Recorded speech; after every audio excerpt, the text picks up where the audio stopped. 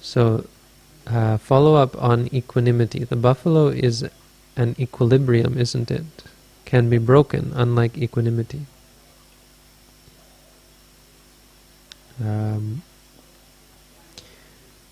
So, okay, this is important because there is a lot of misunderstanding about what is meant by equanimity, and misunderstanding to the extent that people think equanimity is the most important and will actually create a sankhara, means they will push themselves into an equanimous state, and it almost becomes a mantra, or it becomes a motto, or a habit. No, it's a sankhara that you're creating, a formation in the mind. And a good way to understand and to overcome this is to study the Abhidhamma and to see where equanimity fits in. Equanimity is all across the board. There's a lot of unwholesome states that arise with equanimity. And then there's wholesome states that arise with pleasure. So a person can be happy doing the right thing. Right? Meditators often miss this. They think they have to be, dour-faced and flatlining to be meditating. But you can be very happy meditating. You can be very happy doing great things, theoretically, because wholesomeness can arise with either equanimity or pleasure. Wholesomeness can arise with a pleasurable feeling. Unwholesomeness can arise with all three types of feelings: a pleasurable feeling, a neutral feeling, and a painful feeling. So when we talk about the buffalo experiencing equanimity, from a point of view of the Abhidhamma, that is equanimity. But the point is not to differentiate it to be something other than equanimity. It's to see that equanimity isn't the point. The point is wisdom. Because a result of the attainment of wisdom is a form of equanimity that isn't a feeling. It isn't the feeling of it isn't a sensation of equanimity. It's a judgment. It's a non-judgment. Right? It's in terms of our judgment of the experience. A person who is in, for instance, sankarupeka jnana, which is the knowledge of equanimity towards all formations, might have great pleasure, might be very happy in that state. There might be pleasurable feelings arising, and they might disappear. They will come and they will go. There will be neutral feelings. There will be pleasant feelings. Sankarupeka jnana is the highest of the worldly knowledges before the experience of cessation. But what is missing is the judgment. So a buffalo can have an equanimous feeling, but they don't have this. Well, they obviously don't have this wisdom. They're nowhere near. They're on the total polar opposite. I mean, the truth is buffaloes are not that dumb, but the stereotype of a buffalo is that it's really the opposite of wise. It's ignorant. And so all we have to do is realign our thinking, that the point is certainly not to become equanimous. The point is to become wise. And wisdom leads to non-judgment. You should understand the equanimity that we talk about in a Buddhist sense is just non-judgment.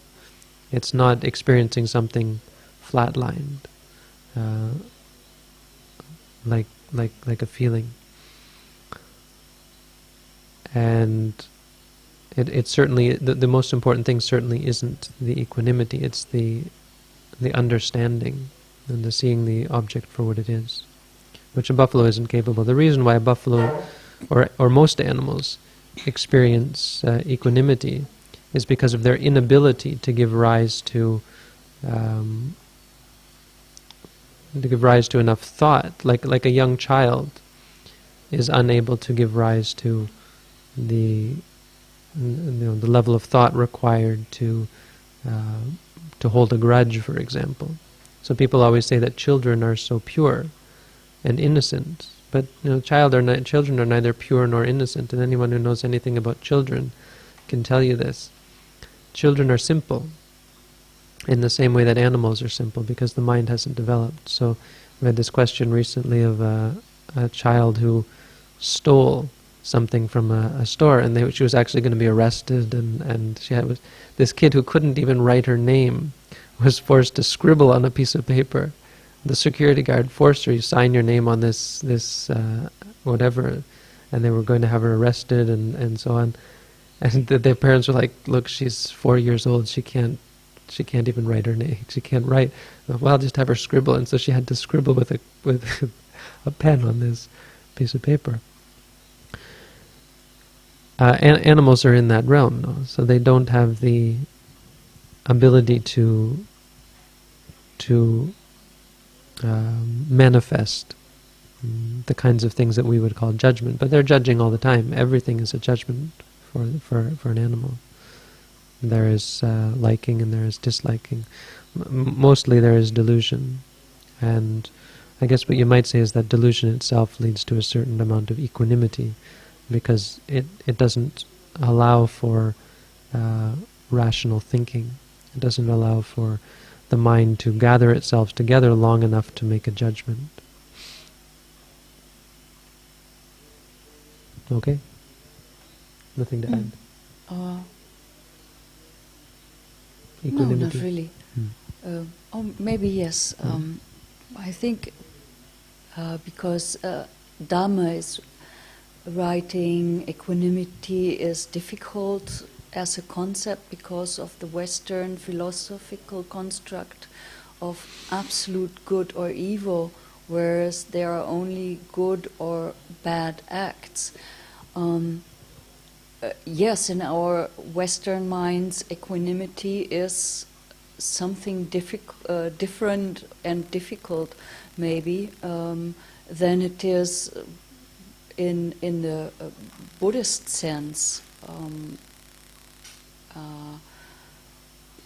We have the idea that equanimity is just not reacting and being ignorant, but in the Buddhist sense, this is not the case. This is not what is meant by equanimity.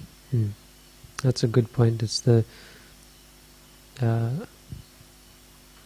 see, because a buffalo may not react to things, but I still say they're partial. No, but they may be inhibited from being partial due to their delusion. Yeah, but it's certainly not the most important. So as Simon says, not go looking for equanimous states. Yes, don't go looking for any states, because as soon as you start to look for a certain state, you're creating a sankhara, you're creating a habit in the mind. And Buddhism is very much about the deconstruction of habits, and creating a natural state of being. We're seeing with wisdom will lead us not to judge and divide reality into good and bad. Sounds really good. So you got it. Okay, we're losing here. Yeah, so you got that, no? Point being that equanimity isn't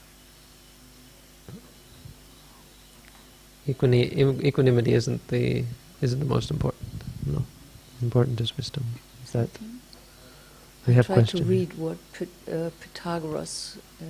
Yeah, I don't know what his. We've lost his question now. Oh, we're still recording.